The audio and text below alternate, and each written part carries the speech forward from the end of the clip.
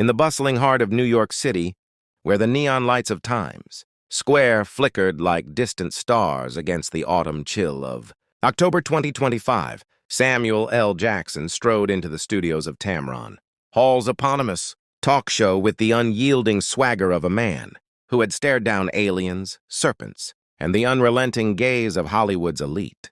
At 77, Jackson remained a towering force, his voice a gravelly thunder that could command rooms or shatter silences, his eyes sharp as the edge of a well-honed machete from one of his countless on-screen escapades. The episode was billed as a light-hearted retrospective on his career, a celebration of 4 decades of iconic roles, from the Bible-quoting Jules Winfield in Pulp Fiction to the no-nonsense Nick Fury helming the Marvel Universe. Tamron Hall, the poised and empathetic host whose show had become a sanctuary for raw conversations and unfiltered truths, greeted him with her signature warmth, her locks cascading like elegant vines over shoulders, clad in a vibrant emerald dress that echoed the resilience of her southern roots. The audience, a diverse tapestry of fans spanning generations, erupted in applause as Jackson settled into the plush armchair, his tailored suit hugging his frame like a second skin, a subtle nod to the dapper stylings of his character in The Hitman's Bodyguard.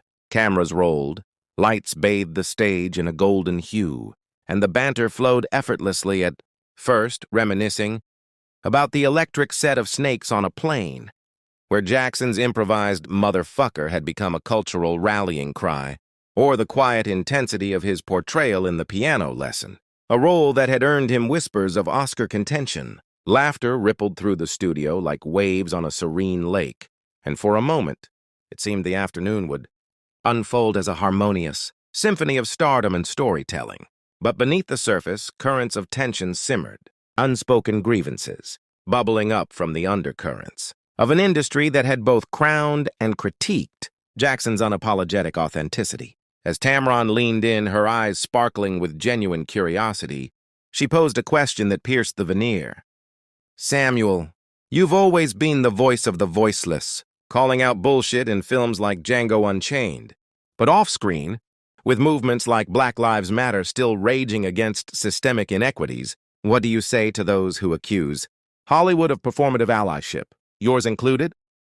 The room hushed, the weight of her words hanging like a storm cloud, and Jackson's jaw tightened, his fingers drumming a staccato rhythm on the armrest, a prelude to the eruption that no one saw coming.